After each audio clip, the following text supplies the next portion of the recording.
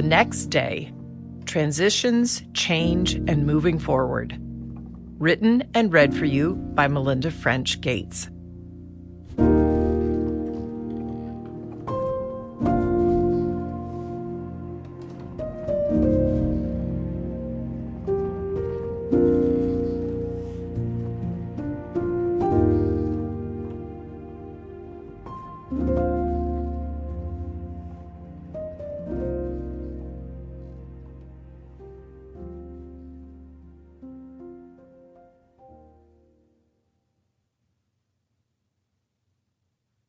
To Mom and Dad.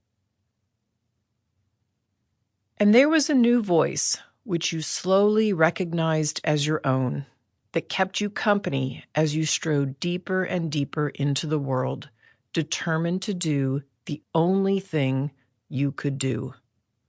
Mary Oliver, The Journey. Introduction.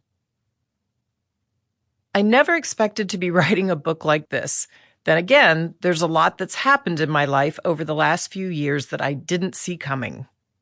I'm writing this at a moment of transition, a moment when one chapter has come to a close, but the next has not yet begun.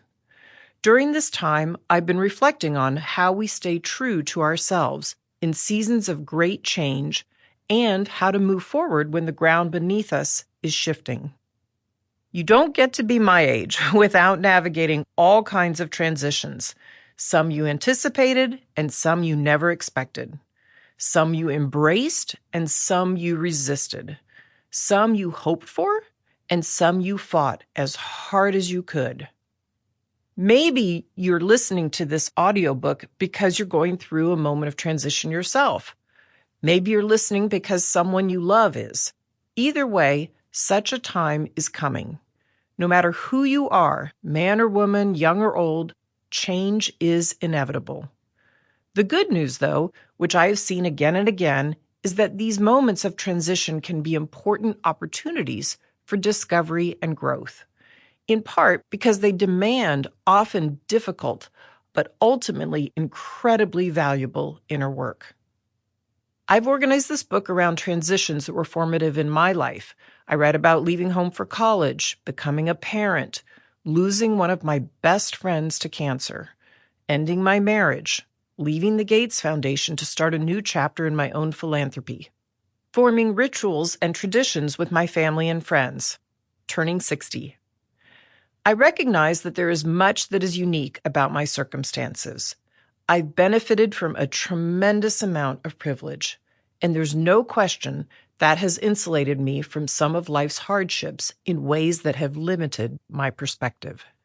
Still, though, I believe that there are many aspects of the human experience that are universal. All of us want to feel a sense of ownership over our lives and our stories. All of us want to make meaning of the events we live through, the bitter and the sweet. All of us long for connection and the chance to be fully known. Often when I found myself in unfamiliar waters, I reached across time and space to find something to buoy me in words written by someone else. Sometimes someone who lived and died before I was born. Someone with whom I have nothing obvious in common. In those moments, I am glad that these people took the time to write about the things that mattered to them. One of the people whose work I have turned to is a poet named David Whyte. In the poem, What to Remember When Waking, he writes, "In that first hardly noticed moment in which you wake, coming back to this life from the other more secret, movable, and frighteningly honest world where everything began, there is a small opening into the day that closes the moment you begin your plans." That poem has been on my mind a lot lately because it speaks to an important truth about transitions. The real work starts the next day, when the graduation confetti has been swept up or the wedding favors have been handed. Sample complete. Ready to continue?